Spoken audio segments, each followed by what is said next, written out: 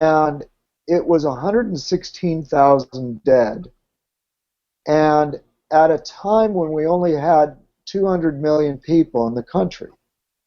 So in today's numbers, it would have been 160,000 dead. So my point is this: when you have a cataclysmic event, you have to be realistic about how many people it's affecting, or you can't compare numbers alone. In the Civil War, it was maybe as high as 5% of the country that was killed. Today, it's going to end up being, even if it was 200,000, that what percentage would that be, Rick? Less than 1%. Yeah. So what I mean, I'm saying I'm is, sorry, less than 1/10%. right. And what I'm saying is, when But the society is hit by something that's less than 1/10%, it's a tragedy.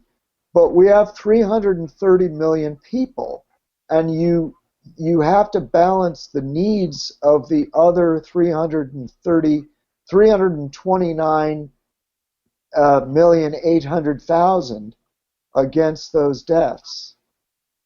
And if you're a leader, you can't say I'm going to completely fuck over the other 329 million people because of this illness that's affecting less than 0.5% of my population. I just can't justify it.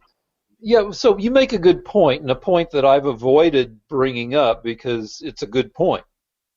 Um, but yeah, when we lost 600,000 people in the Civil War, it was a much bigger chunk than it would be relative to our much larger population now.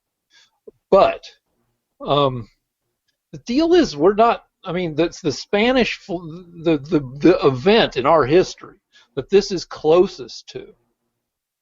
It might be, closest to the Hong Kong flu of '68, but I think it's probably closer to the Spanish flu of 1918 and 19. Well, in both cases, it doesn't matter. In both cases, though, those were multi-year events. The Spanish flu had three peaks or three waves that began in early 1918, then had its biggest wave in winter 1918, and then had another big wave in 1919. So we could easily triple or even quadruple the number dead from the shit we've got going on right now if we don't take reasonable precautions. And you can talk. I mean, I don't think they took as many precautions for Hong Kong flu in '68 as they did for Spanish flu. But for Spanish flu, they didn't do anything in '68. All right, but for the Spanish flu, they went crazy with precautions. And I mean, it looked a lot like this, where people were masked, did social distancing. There were makeshift hospitals thrown up. There was a pushback against masks. There was an anti-mask league. Everything going on now went on then, and we are, in our polarized and angry way, we are working towards ways of getting through the next year and a half.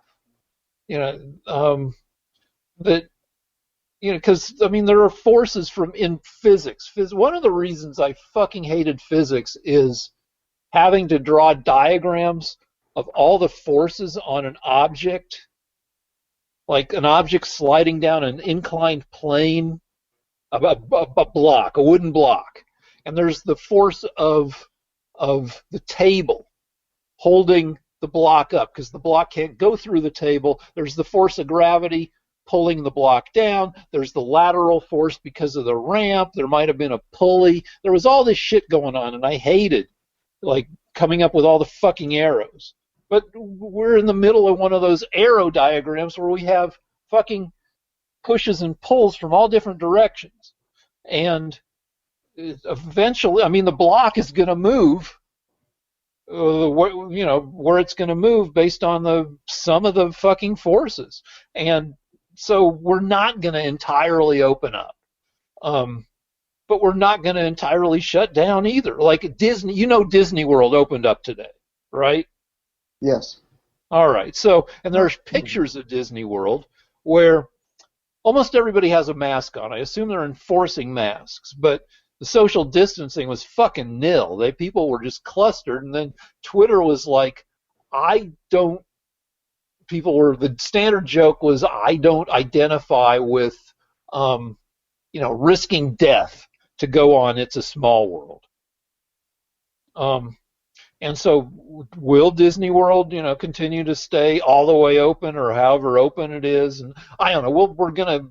Obviously we'll get through it. And obviously more people are going to die. Obviously we'll learn new shit about how to keep people from dying. But I don't know what else we have to argue about. This is the last thing I want to say. The thing that pisses me off about one of the things that pisses me off about all this is that it isn't scientific. I want to go with the science. To me, the science is we have studies that show that budesonide and hydroxychloroquine have great results, and we have two vaccines that we have a number of vaccines that are getting ready to come out. On the one hand, on the other, we also know that you better be damn careful when you're around an elderly person or someone with poor immune system. That is social distance and wearing a mask, both of you, that's fine. What I think is not scientific is that our governor is willing to give people a $1,000 fine if they're not wearing a mask when they're walking down the beach alone. That's $100 first offense, $250 second offense, $500 third offense. All right. Well, I plan to commit every offense I can, and I'm sure it goes up to 1,000. I heard that on the radio. So the point I'm trying to make is source of truth, the fucking radio. Well, I heard it on the news. I'm sorry. I believe that more than I believe you, Rick. So my point is that it is not science that people are walking down the street opposite one another and giving each other this virus. It's insane. And if the Democrats were reasonable, then they would say, okay, we know where there's a serious risk, and we're not going to impose this kind of unscientific, humiliating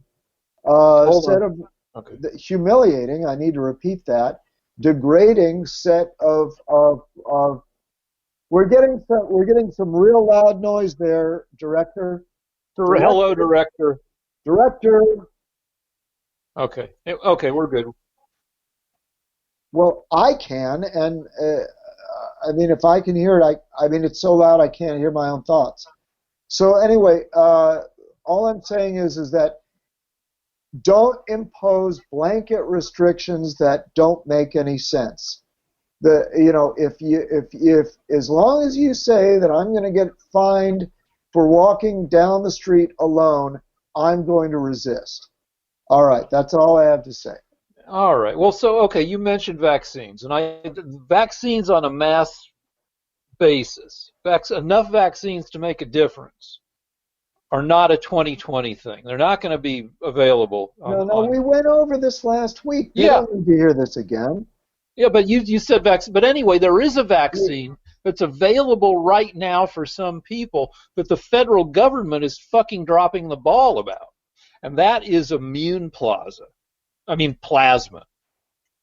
plasma is where you go after you get immune plasma. Sorry.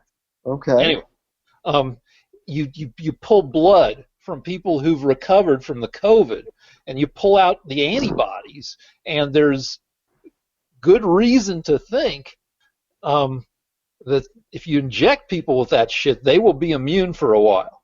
And there's not enough, and it's an involved procedure. You can't make enough to immunize everybody in the country, but you could do it for first responders and for people in hospitals who are exposed to this shit every day. There could be a push to give at least temporary immunity to hundreds of thousands of people who were exposed to fucking COVID all day, every day. So there should be a push. Yeah, all right. All right, I'm not against it. What's our next topic? All right, so in 1980, Ronald Reagan ran a hugely successful presidential campaign and beat Jimmy Carter, made him a one-term president. And part of his campaign sloganeering or advertising or whatever, Reagan asked a very effective question. Let me give you background. Carter was not Mr. Sunshine and Light. Carter said we were suffering from a national malaise. Carter came across as kind of a wussy. He told people to turn down their thermostats to save energy because we were in the middle of an energy crisis because OPEC, all the Middle Eastern oil producers decided to really jack up the prices. So anyway, Carter would give speeches from the Oval Office wearing a cardigan because he'd made the White House cold, and people they didn't like any of that shit. And Reagan came in and he asked the question, "Are you better off now than you were 4 years ago?" And people were like, "Fuck no," and they elected Reagan. And I believe that that same question will be a huge part of the election we're in right now, because when you look at where we are, or at least how we feel about where we think we are,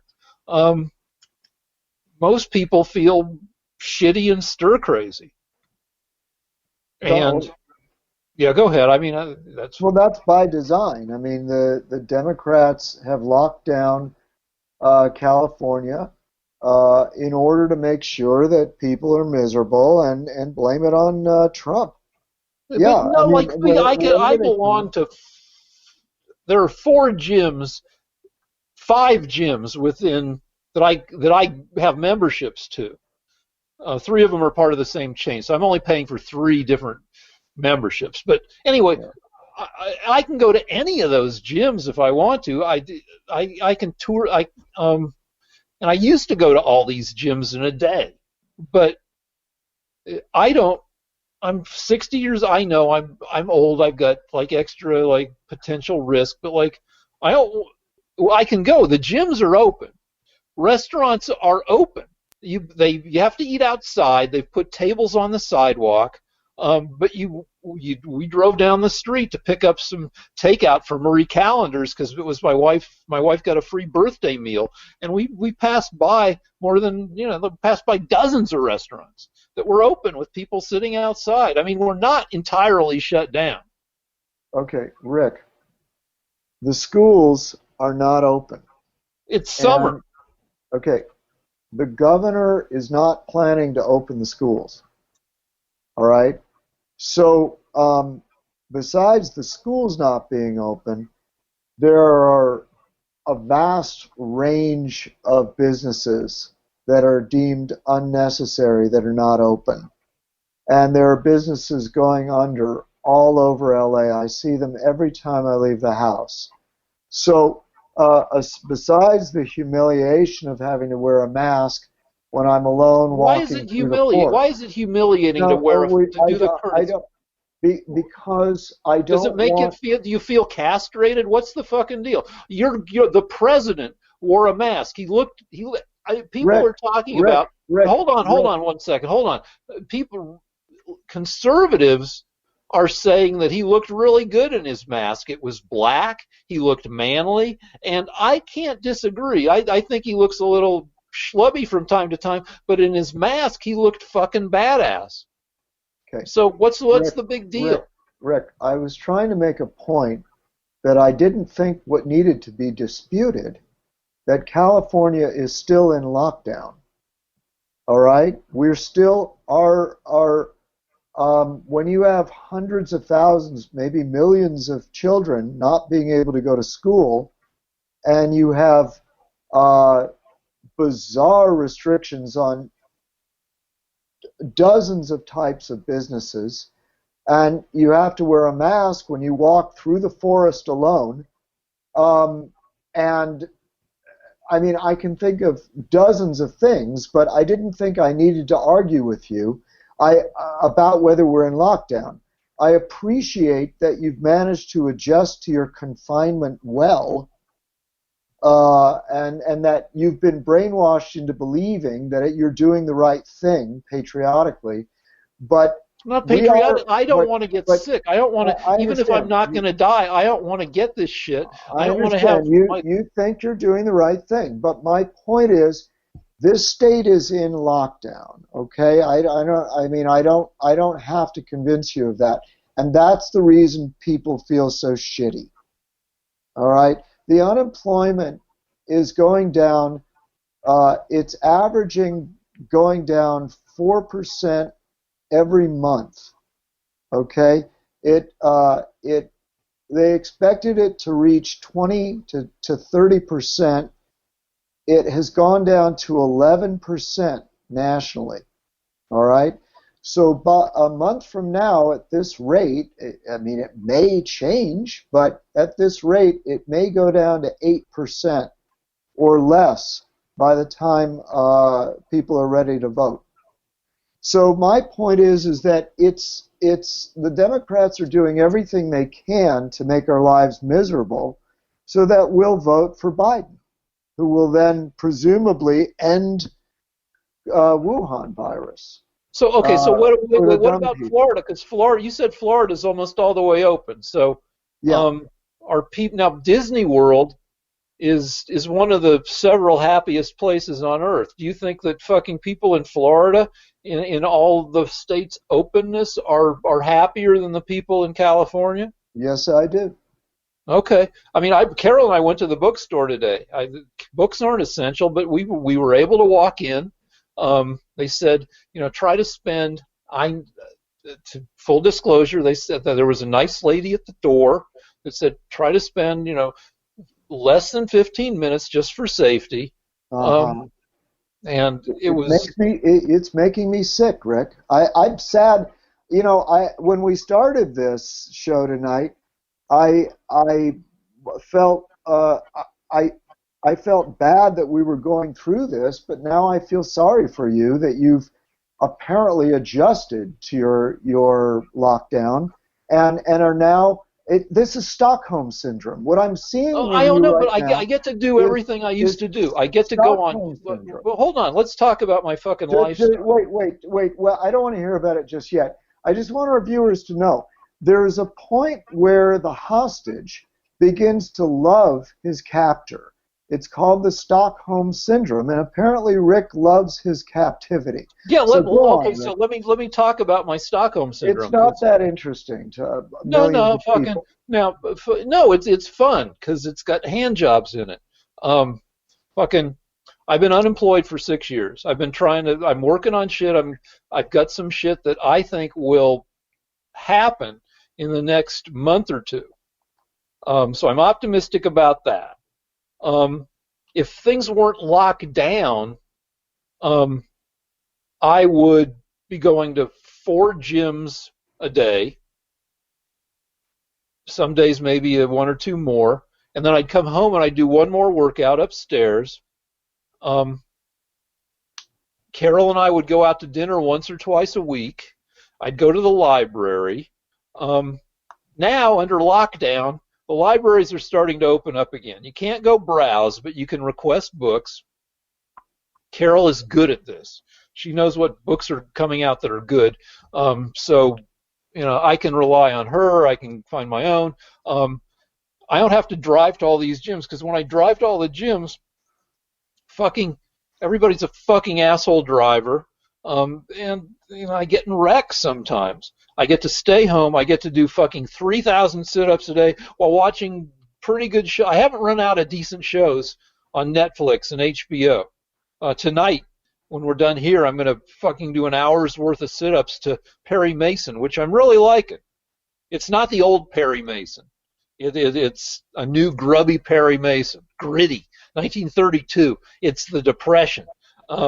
Alcohol's still illegal, and he's not a lawyer yet. He's a detective, and everything about it is kind of fucked up. It's anyway, and I get to do sit-ups, and we don't. Our sushi place, our all-you-can-eat sushi place. We're going to go there at 3 p.m. some afternoon this week when it's not busy. We're going to sit outside and get all-you-can-eat sushi. So yeah, things are constrained. But I'm lucky. I started taking a pension. I get paid for not doing jack shit, and I get hand jobs. I'm around the house all day, and occasionally, like, I can provide one, and then somebody else in the house can provide one. They fall down like the gentle rain from heaven. So yeah, I'm okay with shit. I'm lucky. I'm really lucky to be in this position during this sad era. I would just like to mention, for your own dignity, Rick, that these hand jobs are coming through the window by a gloved hand and a completely anonymous person. We don't know who it is doing the hand job, and in that way, Rick keeps his honor before the millions of viewers. So let's move on to the next subject, please. I don't know. Wait. Okay, we got to talk about Roger Stone. Okay.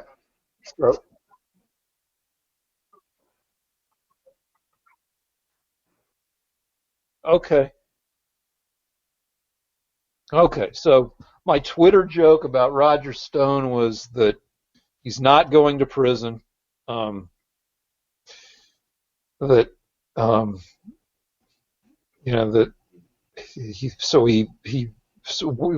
in prison he won't have guys jizzing on the Nixon tattoo that he has on his back. That he'll have to pay for that as he usually does, which is kind of a homophobic joke, but still.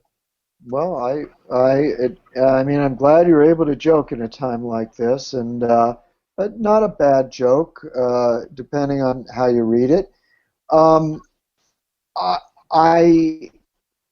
I believe that it is evil, but typical of Democrat thugs, that they would go after the president's friends and anybody he knows with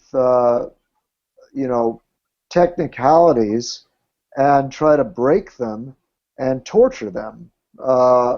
We know now that General Flynn was framed by General Obama Flynn's shit himself. is. Well, hold on. Let's talk about. You can say he's framed, and I'm not going to argue with. No, let's not argue. Let's update. Let's update on General Flynn.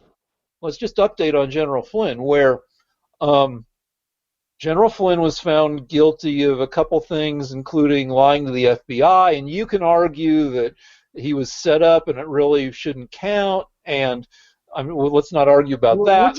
Hold on. Tell people what my argument is. All right, but that's not where the argument should be, if at all, because let's just move to. I just want to update people where. So he was going to go to prison. Then the Justice Department told the judge that they're dropping charges and don't send Flynn to prison. And then the judge in the case, who accepted Flynn's plea bargain, was like, not so fast. And then he asked a couple judges and lawyers to consult on whether Flynn should really be let off the hook. And then a panel of 3 judges, Judge Sullivan was the one in charge of Flynn, 3 judges, I think, voted 2-1 to let Flynn entirely off the hook. And then Judge Sullivan continues to have a bug up his butt and has now asked for, I guess, a ruling in bank, which I guess means all the judges, I guess, of a federal district court, which is what, 9 judges, to offer a ruling. on Flynn. I don't know. The number varies, but Anyway, it's he asked for more basically judges every. to look at it before he lets Flynn off the hook. Uh-huh. That's where it stands now. Uh-huh. Okay, well, I don't know why I couldn't have made my point, Okay, which go ahead. was that the Democrats are thugs and they're evil, and since they couldn't defeat Trump on policy, they decided to frame four of his associates, uh, two of whom never met him. Uh, so what they did was they got a guy named Manafort who worked for his campaign for a month. They got him on tax problems that he had from 10 years ago. They trumped up charges against Stone. He didn't do anything. But he was found guilty on 7 counts. But with Democrat lawyers and a Democrat judge, and they just But not a crucified the Democrat guy. jury. It was fucking 12 people. They crucified him, and so they showed up at his house with a SWAT team and dragged him out in the middle of the night because they wanted to pressure him into saying something bad about Trump, and that's what he's gone on record as saying. That they made him an offer that if he said something terrible about Trump, these charges would go away. And he was charged with what is known as a process crime, which is it's basically a technicality. I don't know much more detail than that. As far as Flynn What goes, about where he coordinated with WikiLeaks to release stolen Democratic National Committee emails? Is that a crime, Rick? He was found guilty of 7 crimes, and somewhere in that group of 7 crimes was the working with the WikiLeaks to release this stolen information. Yeah, I mean, but anyway, I don't have a good argument. It's not a crime anyway. But it is, and B, just read about Roger Stone. Just read about Roger Stone. First, look at Roger Stone. Rick, Roger Stone. I've got hair. Wait, hold on. I've got hair transplants. So does Roger Stone, and he makes people with hair transplants. Just he shames all of us. I'm so mad at what he.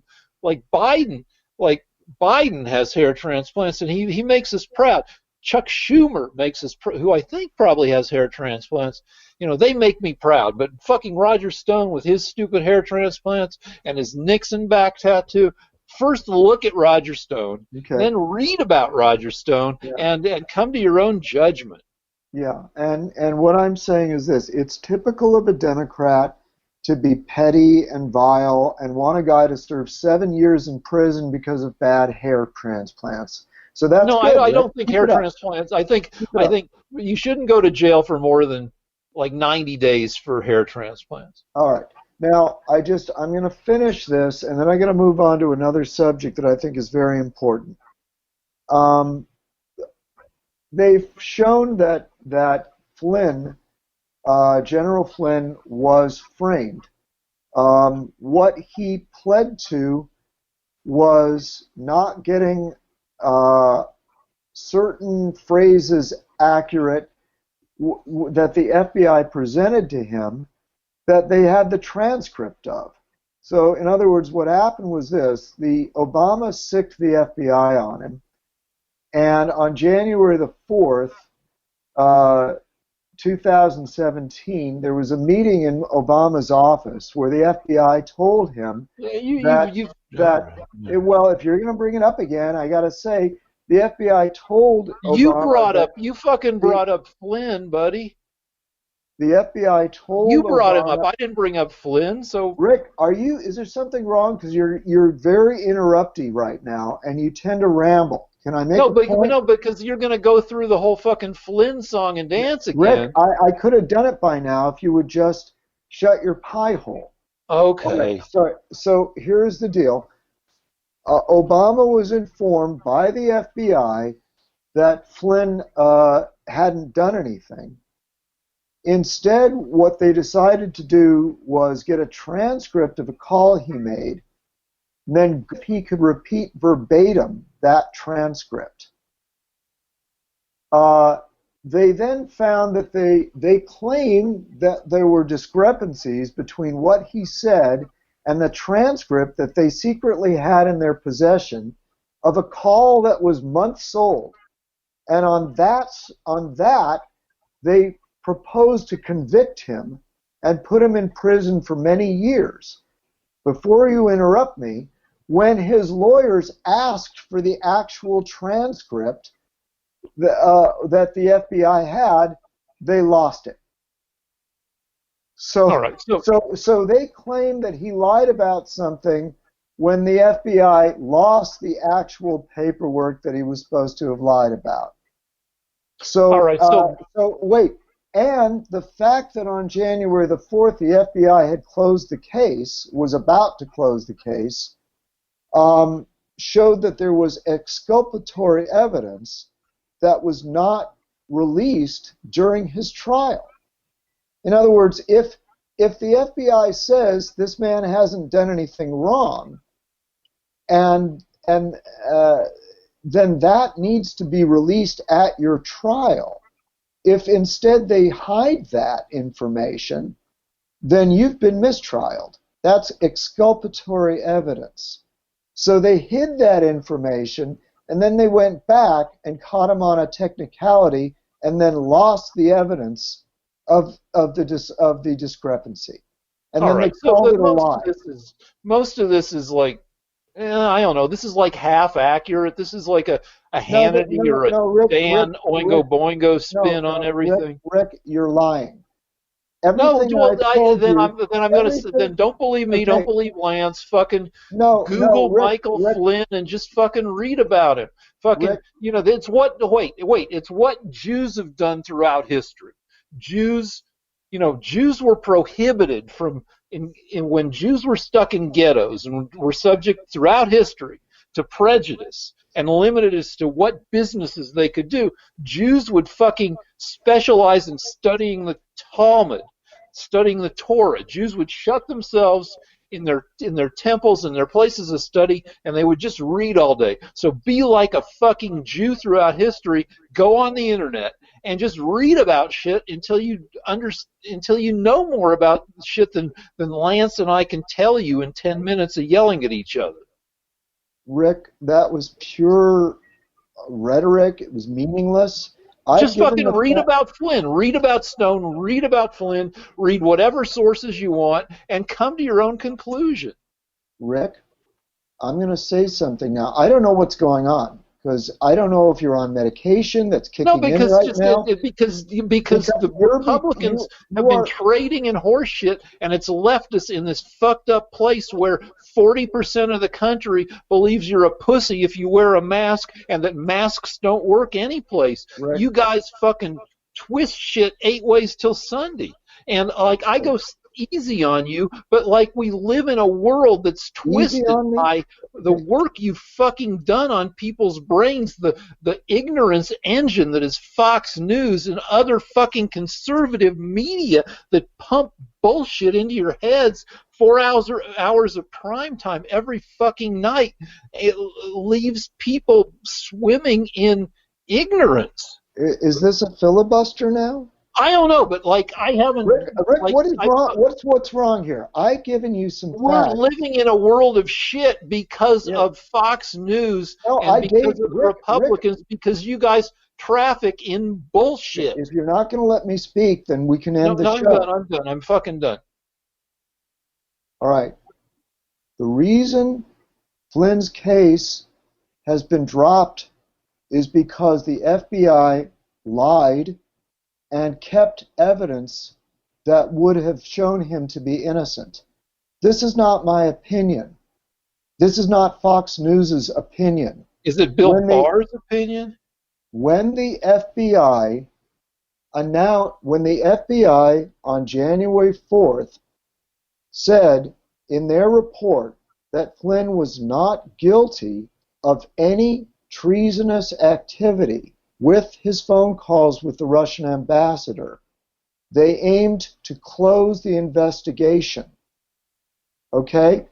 That was the purpose of January 4th, what year? before January the 4th of 2017, the FBI was closing their investigation. And that fact was not brought before the court. What happened was, before they could close it, Peter Strzok, who was third or fourth at the FBI, said, let's leave the investigation open because I think I can get him on something else. On January the 5th, 2017, this is according to witness testimony, according to people that were there, among them Susan Rice, a meeting was held in the White House with Obama, Biden, Comey, and Susan Rice, and one or two other people. They decided to see if they could catch Flynn one more time. They sent FBI agents to him, among them Peter Strzok and another FBI agent who is in hiding right now. They went to his office with a transcript that they'd studied, and they asked him certain questions about a conversation that he'd had months previously. And they claimed that he had gotten some of the facts wrong, and it turns out they lost the report wherein they claimed that when it was demanded by Flynn's attorneys. So the reason he pled guilty to lying, which is what they accused him of, was because he was $8 million in debt. He'd lost his house, and they had threatened to put his son in jail for the same kind of crime, another technicality, and he was abandoned by the Trump administration and felt that he had no choice but to save his son. He had run out of money completely. He was $8 million in debt, so he couldn't raise any more money, and he felt that the only choice he had was to plead guilty. Then they found exculpatory evidence that the FBI had hidden, and his new lawyer quite rightly asked the judge to overturn the conviction, which he refused to do. That's what's happened. Now, I'm sorry, Rick, if that sounds like horseshit. That's a very fucking favorable interpretation of what happened. I don't know as much. Rick, that's because I know what happened, Yeah, and you have no idea. When I trust you to tell us the truth, and then I go read, you're just telling the truth as spun through conservative analysts. Okay. And the deal is like just one fucking thing. The meeting with Obama. The meeting with Obama. He doesn't say. Nobody says when Obama's there.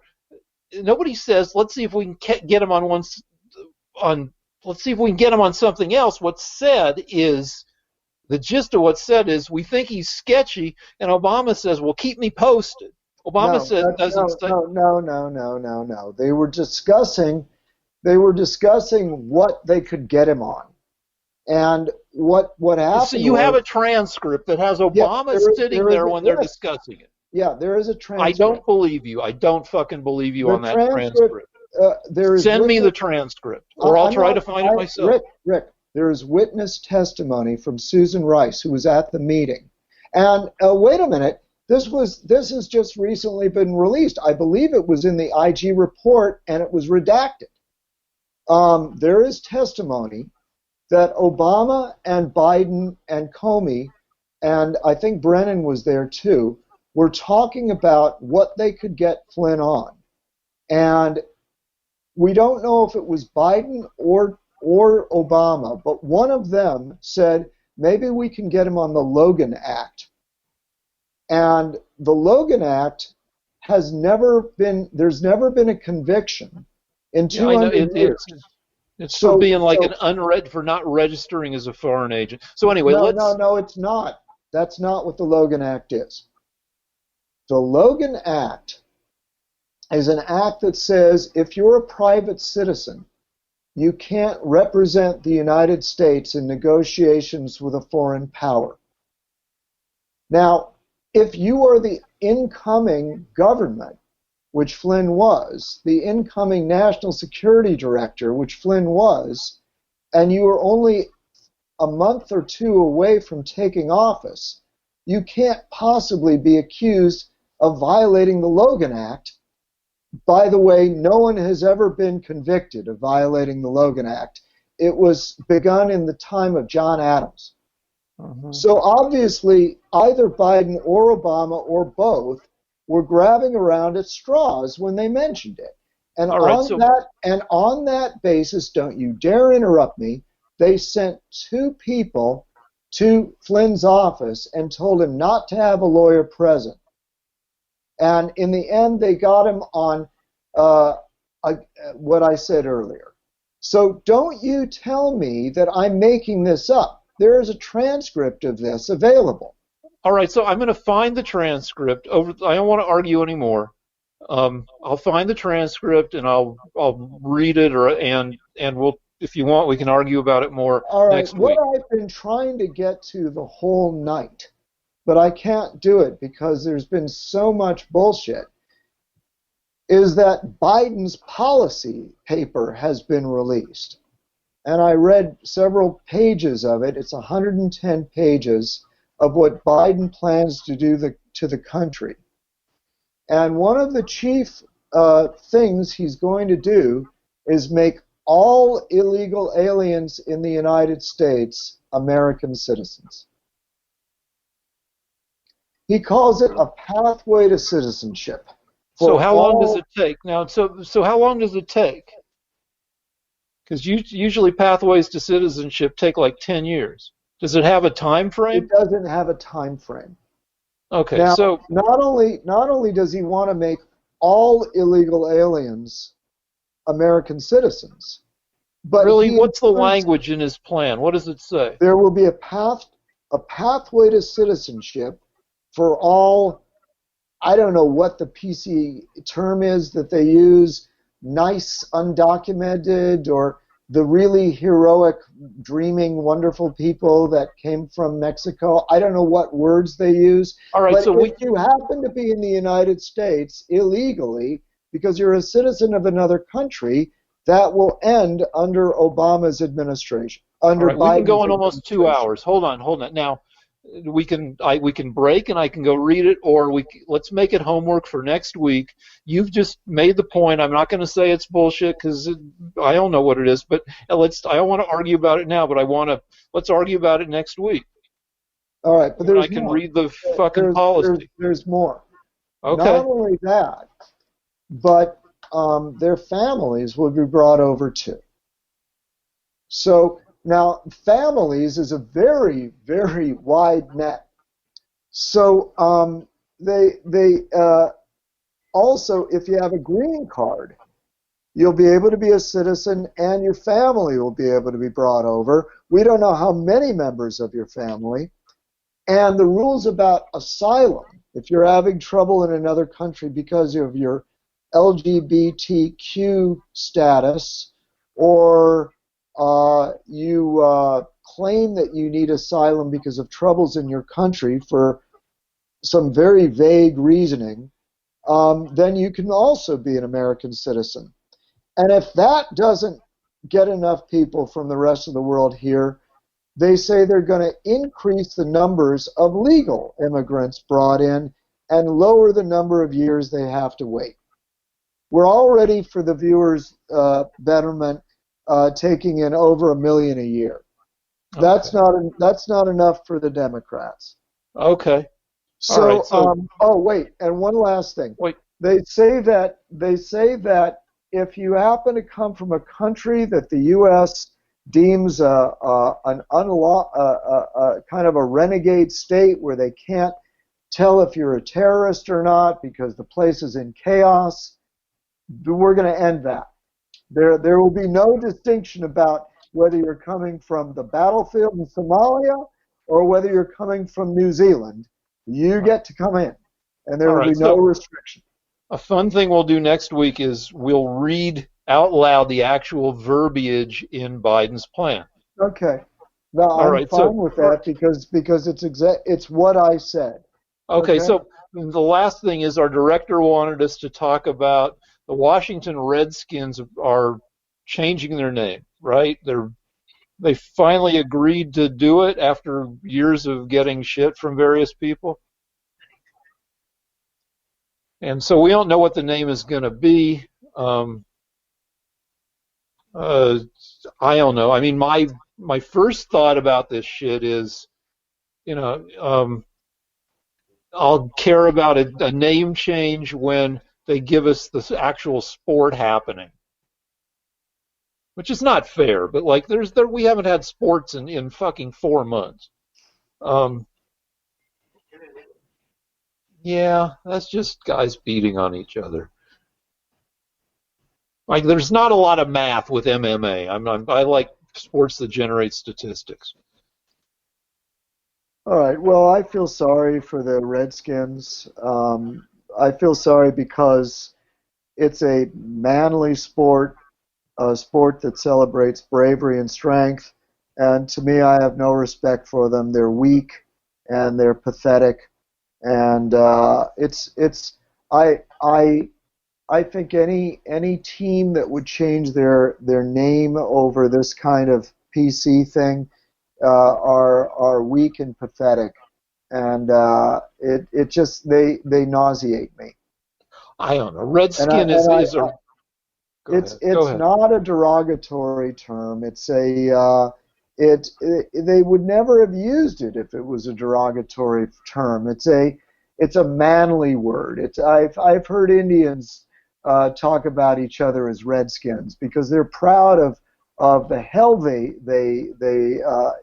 raised when we fought them.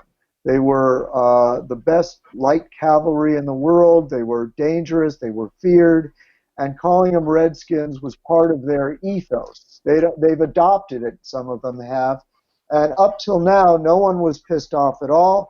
Now there are some Native Americans that are upset, and I feel sorry for them. Well, this has been going on for I don't know, like 8 years, and they're finally. But here, I got an assignment for you. Find a bar that has a largely Native American clientele. Walk into the bar and say, "Hello, Redskins." Now, there was the reason I know this is because there was a famous bar, I think it was in South Dakota or Oklahoma, called the Redskin. And it was a bar that was frequented by the Native Americans of that area. And it's still open. It's called the Redskin. And it's like when Swedish people refer to themselves as sea devils or sea kings or whatever, instead of Vikings. Yeah. There are names that an ethnicity can get that isn't the dictionary name for that ethnicity, but is still sort of a sexy or a legendary kind of name, and that's what the Redskins were. Yeah, you know what? They So is the N word. I no, mean, no, no, it's different. The Washington Redskins, they adopted that name because they wanted to. It was fearful. It was masculine. It was dangerous. It's like calling yourself the I don't know, the Raiders. The pirates. It was it's in earlier times when people weren't insane, they could speak to each other like this and not take offense. But Rick has been conditioned, and now he doesn't know the difference between words. yeah, no, the He's key is politically earlier correct. times. Times change. I play Words with Friends, and um, it won't let me play squaw. Now, growing up, I understood squaw to be a term for a female Native American. But it turns out to be an offensive term, and I get a little annoyed that I can't play this very high value word. It's got a Q, which is worth 10 points, a W, which is worth 4 points. It's got an S, which can make it easily connected to Yeah, we something. get the idea, Rick. Yeah, but times change, and I have to give up. No, Like no. we can't play The fucking. reason the reason times change is because people become less intelligent about things. Now, I myself prefer to call this team the Redskins. Even though times have changed, I continue to resent being forced to wear a mask when I'm walking alone in the forest. Times may change, but they also become stupider. And that's what we're dealing with here. Idiots. All right. So I think that overall that humanity, well, humanity is going to be replaced by something that, well, there's a name for it. It's called transhumanism, and it's for what happens to humanity into the future. And we don't become a bunch of dumb shits. Only some of us do, depending on which media we consume. But mostly we rise up. All right. Are we done with this? I think so. All right. Thank you, everybody. Thank you, you, Director. Subscribe or give us money. Yeah, send us fucking. If you're not among the 32% of people who can't make rent, send us a little money. LanceVSRick@gmail.com is our PayPal address. Yeah, Lance versus Rick. Just so you know, I said it last week. It's kind of astonishing. In the past, I think 8 months, we've got about $70. So if you enjoy the show, anything will help. All right, bye. Bye, thank you. Share the show if you want. Yeah, post this around. You're gonna when this show gets big because of other shit that's happening with us, you're gonna want to be able to say you knew us when. You know what, Rick? I don't think this show's ever going to be big, and I'll tell you why. Because we spend way too much time talking about masturbation. I bet we don't even spend 1% of our time. We don't even spend one fifth of 1%. I listen to a lot of podcasts, and we are the filthiest.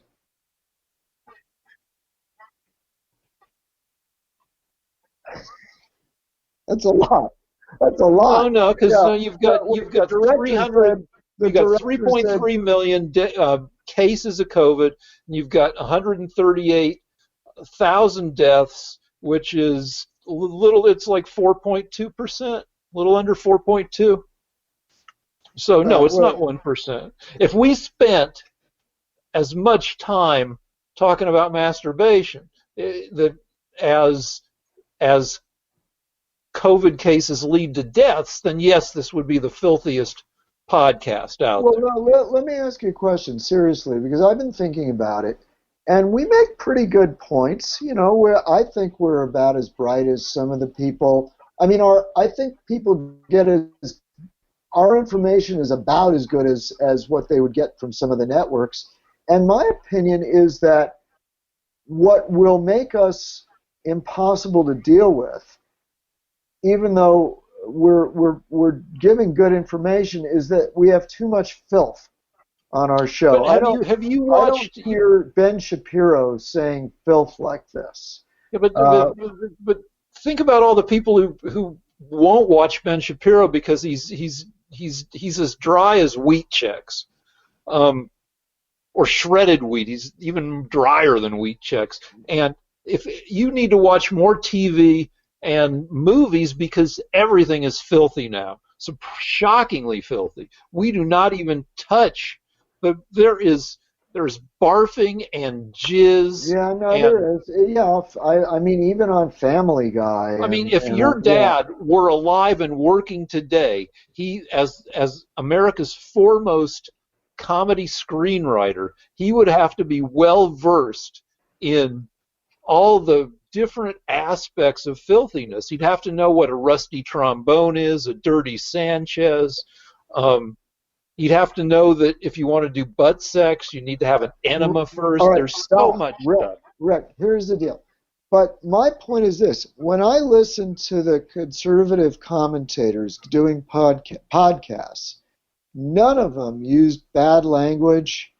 I mean, are there podcasts out there where people are saying filthy things and using bad language and actually getting anywhere, growing? I assume. Our major problem is we're not a podcast.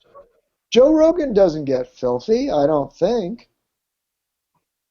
Yeah, But, I but mean, the he deal is, doesn't our, even our use main profanity. problem is we're too fucking technologically ignorant and lazy to have an actual podcast. We have a YouTube show because of our laziness. If we had an actual podcast, my kid has a podcast and already has as many listeners for hers after like 3 weeks talking about, I can't say what it's about because I don't want all our lunatics to follow, she doesn't want to be stalked, but if we had a podcast, we'd have about 8 times as many listeners as we do viewers Well, on YouTube. what is I don't even know. What's the difference between what we do and a podcast? A podcast broadcasts like on some podcast platform, and our shit goes out on YouTube. And people All can right, listen to more. a podcast when they're driving or sitting at their computer doing other shit. The way you play stuff. I'm sure when you're listening to Ben Shapiro, you're not just sitting there listening and watching him. You're fucking sculpting and painting. A Right. podcast is your buddy. It's your ear buddy while you're doing other shit. Our show is a pain in the ass because it requires too much fucking, I don't know, whatever. I don't think that's it. I mean, when I want to listen to us, I know that it comes out. I'm subscribed, so I get a message that we've got a new show, and then I just put it on and listen to it while I'm doing something, which is what I do with all the other shows I listen to. Yeah, I I, don't know. I don't know that you can listen to our shit on the. It's just podcasts are people are more used to listening to podcasts than watching entire shows on YouTube. all right, but all right, this is a lengthy discussion. I'm going to go now. Bye. All right, bye. Thank you, everybody. Thanks. All right, that was a little yelly, a little fucking hand jobby, everything.